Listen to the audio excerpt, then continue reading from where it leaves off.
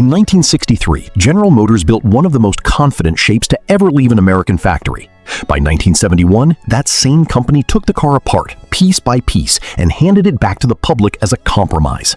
This is not a story about bad taste. It's a story about what happens when a platform decision, an overlooked mechanical flaw, and a federal regulation all take turns cutting into a design that started out as one of the boldest GM ever approved. The 1971 Riviera is remembered today for one thing: its boat-tail rear end, that dramatic, tapering fastback that made the car look like it was moving even parked in a driveway. It's a beautiful shape. It's also a wounded one.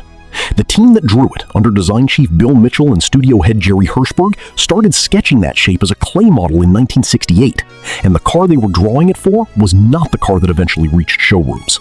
The original concept was built around GM's compact A-body platform, the same underlying architecture as the Chevrolet Monte Carlo. That gave the early clay models tight, athletic proportions, short overhangs, and a low, wide stance that the boat-tail taper was designed to complete, not fight. Then GM's product planners made a call that had nothing to do with design and everything to do with cost.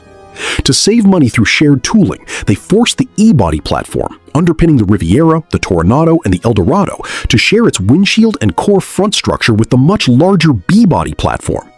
The result was a car roughly 10 inches longer and considerably wider than what the studio had actually designed the boat-tail for. That's the part that gets lost in most retrospectives. The boat-tail wasn't drawn for a big car. It was drawn for a Monte Carlo-sized car, then stretched onto a full-size platform after the fact.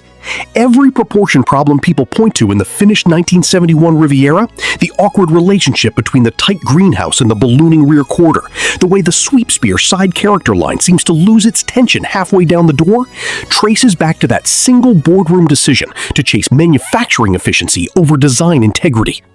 Now here's the part almost nobody talks about, and it's arguably the bigger scandal. For the 1971 model year only, GM introduced a flow-through ventilation system that used louvered vents on the trunk lid to pull stale air out of the cabin. Here's the mechanical root of the problem. The position of those trunk lid louvers created a negative pressure zone under certain speed and wind conditions. Instead of expelling cabin air the way they were designed to, the vents did the opposite. They drew exhaust gases, including carbon monoxide, back out of the tailpipe path and pulled them directly into the passenger cabin. That's not a comfort complaint. That's a design flaw capable of quietly poisoning the people inside the car. GM's response was not a public recall. It was handled through service bulletins sent to dealers, instructing technicians to seal and modify the vent pathways case by case, owner by owner, without a wider public acknowledgement of what was actually going on. The system was quietly dropped entirely for the 1972 model year, 1 year after it was introduced, which tells you everything about how seriously GM's engineers understood the problem internally, even as the public-facing response stayed muted. A defect involving an invisible, odorless gas on a car sold to families resolved almost entirely out of public view. That's not a footnote. That's a company managing a safety story instead of confronting it head-on. If the platform decision distorted the Riviera's proportions and the ventilation flaw compromised its basic safety, the third blow came from Washington, and it landed directly on the one feature the car was famous for. Starting with the 1973 model year, the National Highway Traffic Safety Administration required cars to withstand a 5-mile-per-hour front impact without damage to safety-related equipment. Good policy, in principle, but it also meant engineers had to bolt reinforced, flattened bumper structures onto a body that was never designed to carry them. For most cars on the road, that was an aesthetic tax. For the Riviera's boat-tail, whose entire visual argument depended on one uninterrupted line running from the roof to a sharp point at the tail, it was closer to an amputation. The new bumper hardware blunted and flattened that point, breaking the line the entire design existed to deliver. The changes also added real weight.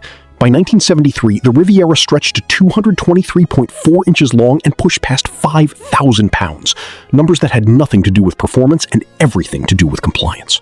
There's one more fight worth knowing about, because it shows the same pattern playing out inside GM's own hallways. Bill Mitchell fought hard against putting a vinyl roof on the Riviera, arguing it would wreck the clean, unbroken flow of the split rear glass and the boat-tail profile he'd spent years defending. Buick's sales division pushed back just as hard, because vinyl roofs carried strong profit margins and buyers were asking for them. The disagreement reportedly got heated enough in the executive garage to nearly turn physical between Mitchell and Buick's general manager. Mitchell lost that fight. By 1973, 81.1% of Rivieras left the factory with a vinyl roof bolted over the very design element he tried to protect. Underneath all of this, the car itself was genuinely well engineered. A 455 cubic inch V8 producing 250 horsepower, paired with the 3-speed turbo hydromatic 400, one of the smoothest, most dependable transmissions GM ever built, and a coil spring setup at all 4 corners, tuned for a soft, confident ride. This was never a car with a mechanical problem. It was a car where good engineering kept losing arguments to cost accounting, regulatory compliance, and sales projections. The buying public noticed. Sales fell from more than 53,000 units in 1969 to somewhere between 33,000 and 35,000 a year across 1971 through 1973. People could feel that something had been compromised, even if they couldn't always say exactly what.